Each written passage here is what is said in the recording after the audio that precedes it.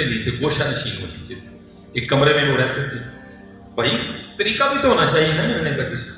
मैं हजरत जी जो उनके पीर थे ना, मैं उनके मज़ार पे चला गया।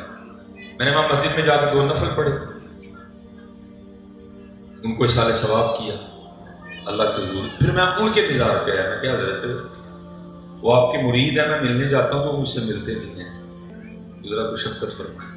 तो जी अगले दिन मैं फजर की नमाज पढ़ के ना चला गया मज़ार, उनसे मिलने चला गया। तो मैंने जाकर ना दरवाजे पे दस्तक दी, तो मुझे पूछते हैं कौन है? मेरी सुलेमान। फरमान लगे यार रात को कान तक खिंचा ले उनकी करना ही हाल ही अंदर। हाँ क्यों धक्के खाते हुए, क्यों धक्के खाते हुए? ना खाओ धक्के, अपने अल्लाह को पुकारो यार, हुजूर नबी अलैहिस्सलाम को पुकारो, ना धक्के खाओ। किसी की लोड़ नहीं रहेगी आपको। पूरा अल्लाह तो 70 माओं से बढ़ के प्यार करता है। हमारी बेवफाई पर भी वो इतना प्यार करते हैं। एक रिवायत है जिसका मफहूम है, जाहिर है जी हाजतें सिर्फ ये तो नहीं हमें ही है, मुश्किलात ईसाइयों पे भी आती हैं, मुश्किलात यहूदियों पे भी आती हैं, मुश्किलात मजूसियों पे भी आती हैं। और जो जो जिसका तरीका है वो अपने अपने तरीके के मुताबिक चलता है।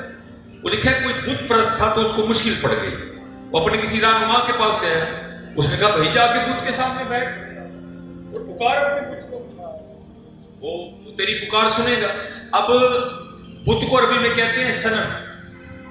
उसने क्या किया, वो अपने बुत के सामने ना जाके बैठ गया और शुरू हो गया या सनमी ऐ मेरे बुत, या सनमी ऐ मेरे बुत, सारी रात लगा रहा। जब आया ना सुबह का वक्त, थक गया, नींद ने गलबा किया और झटका लगा और मुंह से निकल गया या सामदी, अल्लाह पाक का नाम, अल्लाहु समद, जुबान से निकल गया या समद।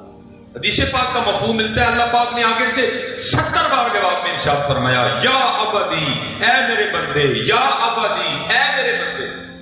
फरिश्तों ने अर्ज किया अल्लाह तू आलिमुल गैब है, उसने तुझे तो नहीं पुकारा, वो तो अपने बुत को पुकार रहा था, तेरा नाम तो गलती से निकल गया। रब्बे करीम तू क्यों आगे से कह रहा है या अबदी या अबदी? तो आगे से अल्लाह पाक ने फरमाया मेरे बंदे 40 साल हो गए ने मैं ढीकना पे कि मैंने पुकारे, भावें गलती ना पुकारे हूं, पुकारिया तो है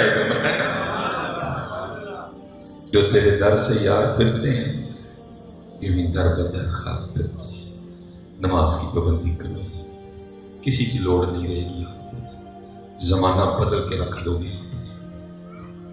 बावजूद रहो, अल्लाह का शुक्र है हम सब का काम को ऐसा काम नहीं, बावजूद रहो, कोशिश करो वुज़ू टूटे फिर करें, और जो है ना थोड़ी थोड़ी देर बाद पुकारते रहा करो, इश्क लहर कत्ल दी रो हरदम। ये शायर थे इश्क लहर, इश्क लहर कत्ल दी रो हरदम। और केड़ी तन मंजूर हो गई, तो जो मंजूर हो गई है फिर पिछली भी बख्शी नहीं, फिर आने वाली भी बख्शी नहीं। लेकिन दुख की बात है सारा दिन ये जुबान चलती है, नहीं चलती तो अल्लाह और अल्लाह के रसूल के लिए नहीं चलती। और अल्लाह का शुक्र है आप सारे पढ़े लिखे लोग बैठे हैं।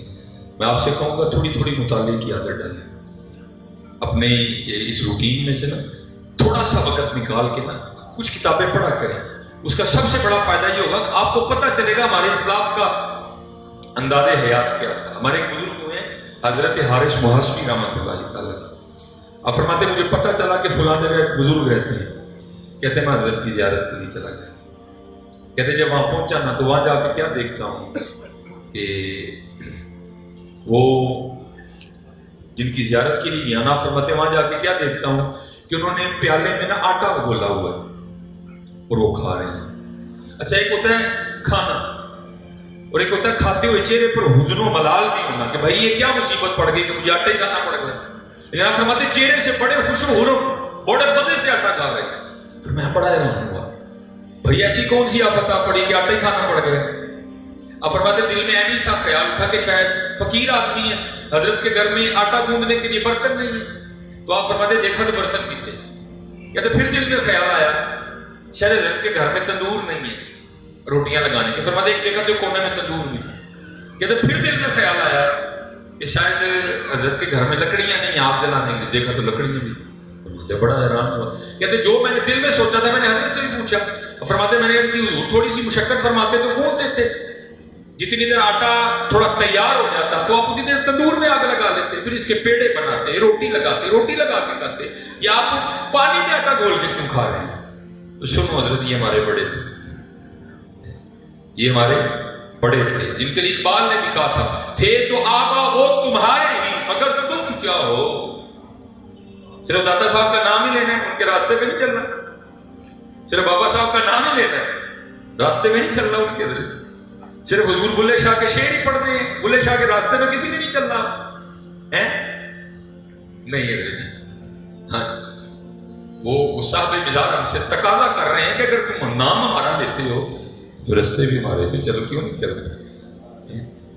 फरमाते वो आगे से जवाब क्या कहते हैं? कहते हैं यार आटा गुनिया था नहीं, जब गुंदा दे टाइम लगना, तंदूर में आग इस तरह नहीं लगाई, अगर लगाता तो उसमें भी वक्त लगना था, पेड़े इसलिए नहीं बनाए, अगर पेड़े बनाता तो उसमें भी वक्त लगना था, रोटियां इसलिए नहीं लगाई, अगर रोटियां लगाता तो उसमें भी वक्त लगना था, अगर रोटी लगा लेता तो फिर उसको खाते हुए, उसको चबाते हुए, उसको निकलते हुए भी टाइम लगना था।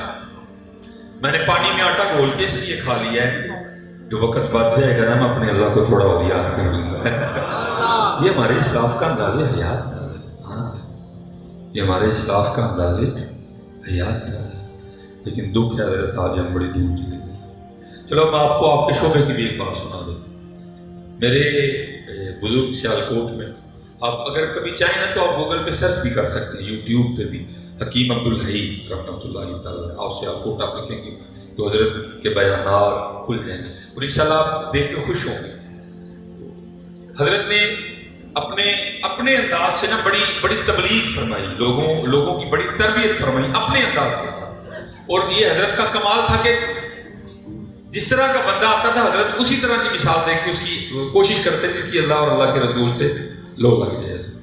वो हजरत की खिदमत में ना एक बंदा हजरत खिदमत हुआ, वो बड़ा सूटेड बूटेड है, बड़े कीमती कपड़े, कलाई पे बड़ी कीमती घड़ी, शूज बड़े ब्रांड के, वजूद से उठने वाली परफ्यूम भी बता रही थी कि मैं भी बड़ी महंगी। उसका ये दांत टूटा हुआ था, फ्रंट के साथ वाला ये। अच्छा, एक बार आया चला गया, दूसरी बार फिर आया फिर चला गया, फिर कुछ दिनों बाद तीसरी बार हाजिरी हुई फिर चला गया, फिर चौथी बार आया। जब जाने लगा ना, जैसे हमारा मामूल है कि जाते हम बुजुर्गों के हाथ चूम के जाते, आपने हाथ पकड़ लिया। और मैं कहता हूँ कि शायद उसकी हिदायत के आर्डर आ चुके थे। आप अपने पंजाबी अंदाज में ना मखसूस उसको फरमाने लगे, भाई जी तेरे कपड़े दस देंगे कि अल्लाह ने वाह भी पैसे देते थे, तो दंद क्यों नहीं लवाते हैं? देखो ना, बगैर दंद तो किड्डे कोजे कोजे लग रहे थे। ज़ाहिर है जो बात दिल से निकलती है असर रखती है, पर नहीं मगर ताकते परवाज रखती है। दिल से निकली थी सीधी दिल में उतरी। वो जज्बे में हजरत को करते हैं, हजरत अब मैं आपको अपनी शकलता पे दिखाऊंगा जब दांत लगा लूंगा। और ये बात है 1982 की, ठीक है, तो शायद 1982 में सियालकोट में कोई दांतों का डॉक्टर हो भी ना, ये इक्का दुक्का हो। अमीर आदमी था, गाड़ी बाहर खड़ी थी, ड्राइवर को कहा चलो लगा सरफ, चल सीधा लाहौर। लाहौर आए, यहाँ 1.5 हफ्ता गुजारा, दांत लगवाया, लगवा के सीधे वापस आए, घर भी नहीं गए। और हजरत की खिदमत में हाजिर हुए, मुंह खोल के ना अपना दांत दिखा के ना पूछते हैं, हजूर को दांत सोना लगन दे। आप बड़े हैरान हुए कि बंदे ने बड़ा पहरा दिया बात। अब उसको फरमाने लगे, देखो ना दंद लगा के तुम सोने सोने थे, जवान जवान नहीं लगन दे। अब जरा सुनना जो असल बात है। बस हजरत ने थोड़ी सी तारीफ की, शुरू हो गया, कहता है हजूर आपको क्या बताऊं, जिस डॉक्टर ने दांत लगाया वो कितना सोना था, उसके कपड़े बड़े सोने, उसकी टाई बड़ी सोनी, उसका ये बड़ा सोना। 10 मिनट लगा रहा डॉक्टर की तारीफें करने में। और एंड पे क्या कहता है, और हजरत डॉक्टर ने एक दांत लगाने का मुझसे 1000 रुपया लिया। आप इस बात को नहीं समझेंगे, लेकिन 1982 में 1000 होता किसी के पास था। और कहता है हजूर एक दांत लगाने का डॉक्टर ने मुझसे 1000 रुपया लिया। जब उसकी गुफ्तगू खत्म हो गई ना, अल्फाज खत्म हो गए, तो फिर आप दुखे हुए दिल के साथ फरमाने लगे, ओ संगिया जिस डॉक्टर ने 1000 लैके सिर्फ एक दंद लाया तो पूरे 10 मिनट उसकी तारीफ की थी। जिन्हें लिया भी कख नहीं तो 32 लाए ने कभी ओदी भी की कभी हमने कभी आंखों का शुक्रिया अदा किया हो। और मैं अपनी बहनों से भी कहूंगा,